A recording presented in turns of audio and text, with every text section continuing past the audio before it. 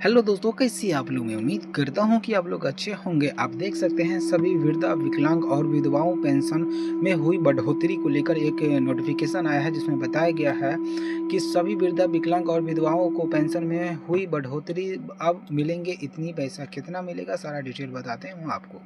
देश में सामाजिक सुरक्षा योजनाओं उन लोगों के लिए जीवन रेखा की तरह होती है जो उम्र, बीमारी या पारिवारिक हालत के कारण नियमित रूप से काम करने में सक्षम नहीं होते हैं। बुजुर्ग, नागरिक, विधवा महिला और दिव्यांग व्यक्ति इसी श्रेणी में आते हैं। बिल्कुल सही है। और इन्हीं जरूरतों को ध्यान में रखते हुए old window handicap pension scheme 2026 के तहत पेंशन राशि बढ़ाने पर गंभीरता से विचार कर रही है।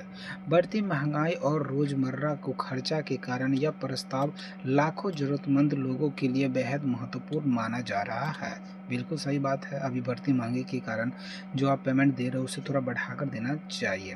सामाजिक सुरक्षा योजना की महत्व की बात करें तो सरकारी पेंशन योजना का मुख्य उद्देश्य होता है जो कमजोर परिवार हो, जो असहाय वर्ग की जो आर्थिक व सामाजिक सुरक्षा देना है। जब कोई व्यक्ति उम्र, विकलांग या पारिवारिक परिस्थिति के कारण काम नहीं कर पाते हैं तब उन्हें पेंशन उनकी बुनियादी जरूरतों को पूरा करने में मदद करती है।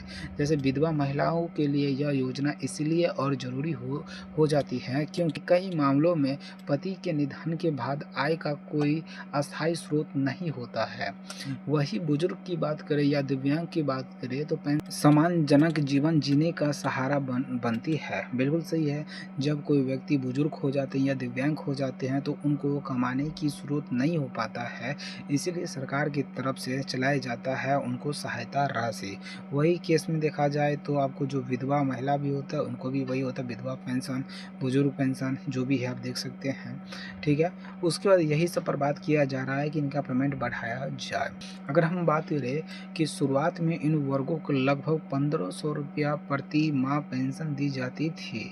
उस समय महंगाई अपेक्षाकृत कम थी, इसीलिए यह राशि किसी हद तक पर्याप्त मानी जाती थी। मतलब कि जब उस समय 1500 रुपया दी जा रही थी उसमें महंगाई कम था, लेकिन अब तो महंगाई बढ़ चुका है। बाद में बढ़ती महंगाई को देखते हुए सरकार ने पेंशन बढ़ाकर 3000 रुपया प्रति माह कर दी है। इससे कुछ राहत जरूर मिली है, लेकिन समय के साथ यह राशि भी काफ़ी कम पड़ती है। आज के समय में 3000 रुपया में पूरे महीना का खर्च चलाना बेहद मुश्किल हो गया है, जिसमें अगर आप चाहेंगे 3000 में दवाई भी ले, अपना इलाज कराए, अपना राशन ले, बिजली पानी खर्चा को अगर आप मैनेज करना चाहते हैं 3000 में तो वो संभव ही नहीं है। खासकर देखा जाए तो बुजुर्ग और दिव्यांग लोगों के लिए मेडिकल खर्चा बहुत ही अधिक होता है। बिल्कुल सही बात है। और इसी वजह से लंबे समय में पेंशन राशि बढ़ाने की मांग की जा रही है। तो भाई पेंशन को बढ़ाया जाए। ठीक है। उसके बात करें कि सरकारी चर्चाओं और संकेत के अनुसार पेंशन राशि में 15 से 2000 तक की बढ़ोतरी हो सकती है। यदि यह प्रस्ताव लागू होता है तो कुल मासिक पेंशन की अगर हम बात करें तो 4300 से 5000 रुपया तक पहुंच सकती है। यह बढ़ोतरी सभी पात्र लाभार्थियों को लागू होने की संभावना जताई जा रही है। तब देख सकते हैं। उसके बाद बात करें कि जनवरी 2026 में हो सकता है ऐलान। मौजूदा संकेतों में मुताबिक सरकार जनवरी 2026 में इस पेंशन बढ़ोतरी को लेकर आधिकारिक घोषणा कर सकती है, पर अभी तक किया नहीं है। ये भी ध्यान रखना है।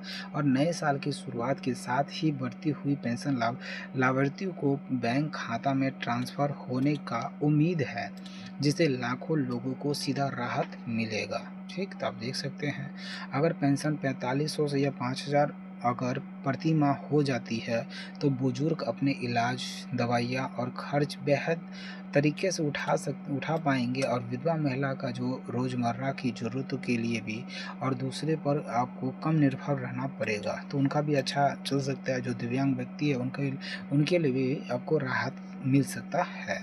तो ये सरकार चर्चा कर रहा है कि इनका पेंशन को बढ़ाया जाए।